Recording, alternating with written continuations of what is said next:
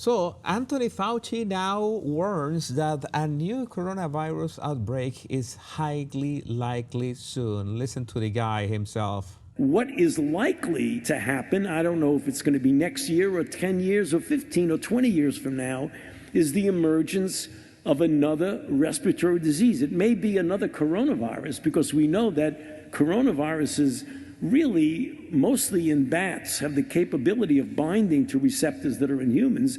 It could be another flu. We're dealing with H5N1 now, which is bird flu, which has taken the somewhat disturbing step of infecting mammals, namely cows and cats and other mammals, which means it's adapting itself more to a human. So my concern, Walter, is that whenever that happens, the next outbreak will be of a respiratory disease that's easily transmissible, that has a significant degree of morbidity. And we are making this a little bit more. Oh, it's a significant degree of, oh my God. This is, you know that I always remember fondly, not Anthony Fauci, of course, or the pandemic. I remember my video of Anthony Fauci. I have recommended you to watch it a couple times. But the thing that I see here, I remember back in the day when I made that video, we were analyzing his true intentions. What is what drove Anthony Fauci to do the things that he did?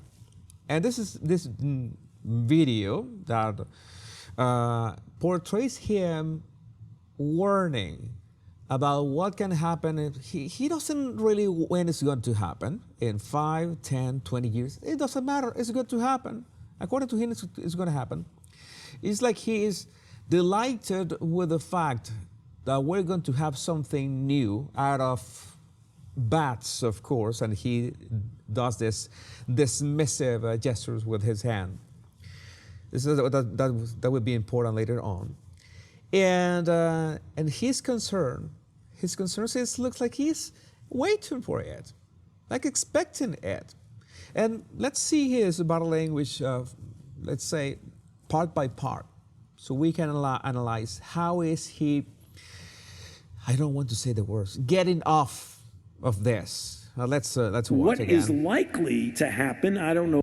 Notice how he emphasizes. He leans forward and says, when he says likely, and he uses his voice to emphasize the word likely as well.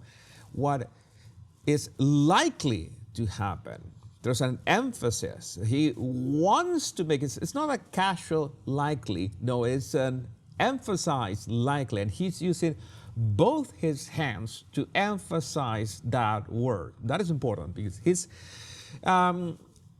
talking about the possibility, but he's emphasizing it as is, well, it's more like just a possibility. It's more like a certainty that he has. I don't know if it's going to be next year or 10 years or 15 or 20 years from now.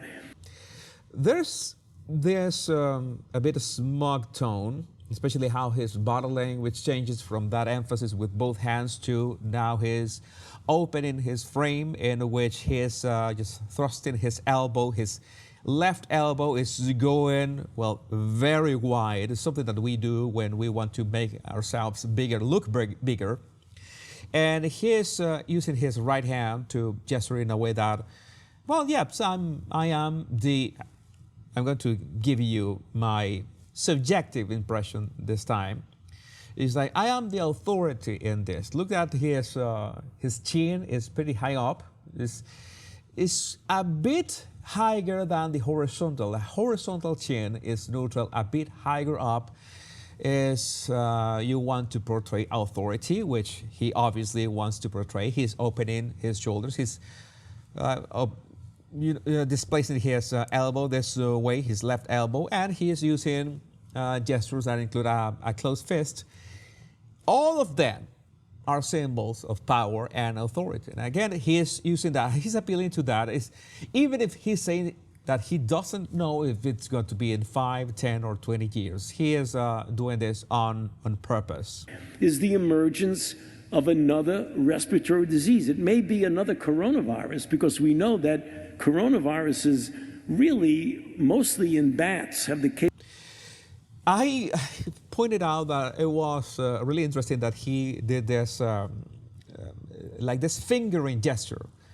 Of course, the fingering gesture, I would say that has to do with the way bats are flying, right? It's like they are in bats, and you can imagine that bats are not on their own, are not alone. They're flying in groups. I don't know what a group of bats is called, but you get the idea, right? He's using that gesture to symbolize that. But at the same time, he's using that in two ways. He is making sure to say that, okay, this is something that appears in bats. Why would you think that he wants to address the fact that there's other kind of things that appear in bats is something normal that appear in bats, right? Because it's not like you need to inject or experiment with them in hidden labs in China or something like that. No, it's not. No, it's not. They just appear in nature like that. It's as simple as that. And the other aspect that I see is a dismissive gesture. It's like, oh yeah, no big deal. They just appear out there in the open, and there's nothing that we can do. This is going to pop up spontaneously in nature. We know that you might need to remember that we still don't know if that pardon, that Biden's pardon on Anthony Fauci is actually works. If it was not an out of pen, if it was another person who was not Joe Biden, or Joe Biden was not aware of that. It has to be proven. It's going to be a bit complicated. But I'm pretty sure that Anthony Fauci, regardless of anything, he wants to, let's say, make it seem like his activities regarding the pandemic, and not only during the pandemic, but before the pandemic, are seen as, oh, they were not much of a big deal, because this kind of stuff just happens out there in the wild. It's something that happens, and that is the body language that I'm seeing here. The capability of binding to receptors that are in humans, it could be another flu. We're dealing with H. He does that. It could be another flu, and he expands his left elbow again and uses the same fist gesture. It could be another flu. In this case, doesn't have to be a coronavirus. Maybe he said, maybe I shouldn't have said the word coronavirus. People are still triggered by that for obvious reasons. But what I see here, he's trying to dismiss the fact that, all right, this is going to happen, but it's not much that we are going to do about it. Why? The flu. We're dealing with H5N1 now, which is bird flu, which has taken the somewhat disturbing step. Notice that he says that somewhat disturbing. Somewhat disturbing. In that video about Anthony Fauci, I mentioned the gain of function thing. And one of the things that we mentioned there is that you should not play experimenting with this kind of thing. Let's create, instead of learning how to fight current monsters more efficiently, let's create bigger monsters artificially to learn to fight this bigger monster in case they appear in nature. I don't know. You know that I have conflicting thoughts about this. I don't think that a gain of function is a good idea.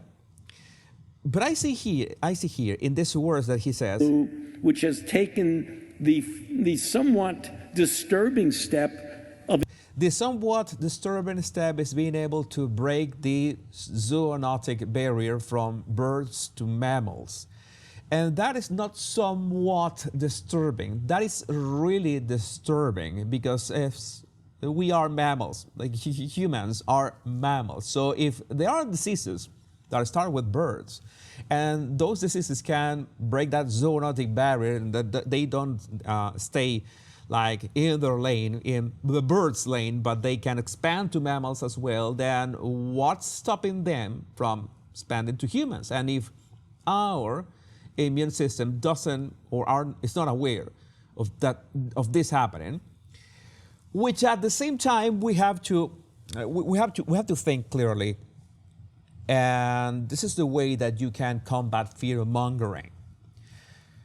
I am not a specialist in these topics of infectious diseases, But I can tell you one thing. We, as a civilization, as humanity, we have gone a long way.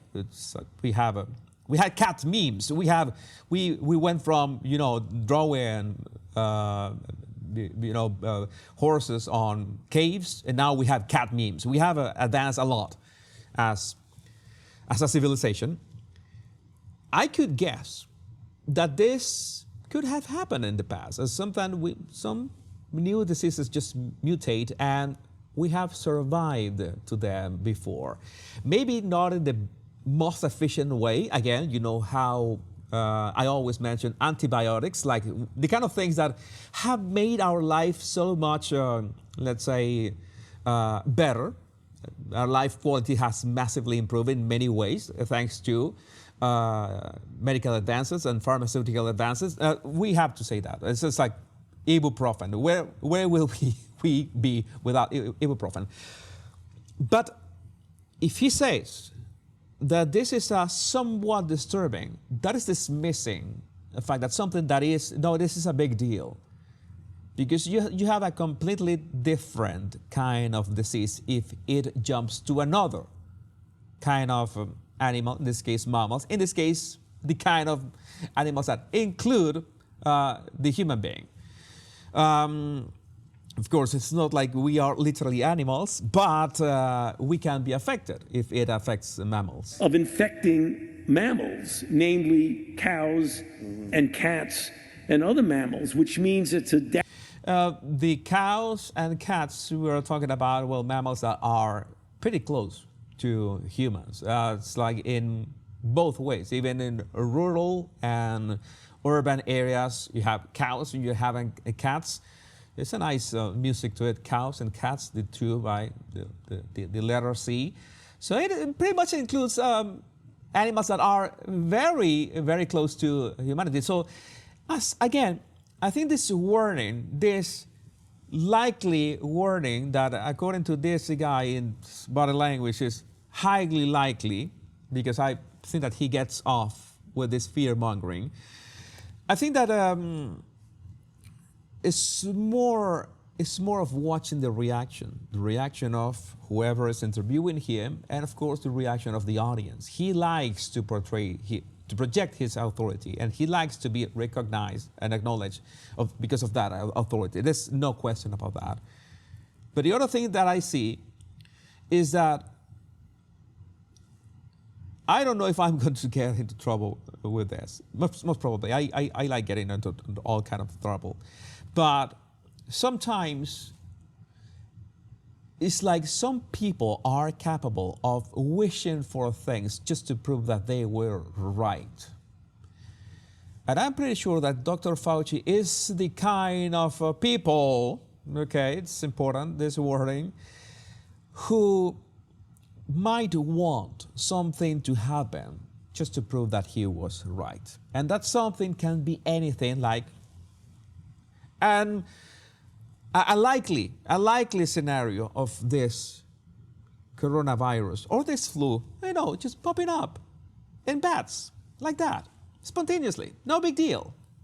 Maybe it's going to be a big deal, but we will not be able to do anything about that appearance. It's going to be appearing spontaneously and absolutely not in a lab. Adapting itself more to a human. So my concern, Walter, is that whenever that happens, the next my concern whenever that happens and begins itching his, he begins scratching his neck. I don't know if the concern is for the thing happening, of how long it's gonna take for that to happen, if you know what I mean. Outbreak will be of a respiratory disease that's easily transmissible, that has a significant degree of morbidity. And we are as easy to transmit. Oh, this is gonna be this disease that is gonna be easy to transmit and a high degree of morbidity. Oh, yeah, likely. It's going to happen, so get ready for that. So what I see in this clip is a guy who speaks. He wants to project authority. He wants to make it seem like this is inevitable, all right, and has nothing to do with labs. It happens with just regular bats. And this is going to end up affecting humans. It's like, this is it. This is what's going to happen. How can somebody talk in this way with that body language about this topic? We already know Anthony Fauci, but I would like to know what do you think about this in the comments. My name is Jesus Enrique Rosas. I'm the body language guy. Much love and bliss.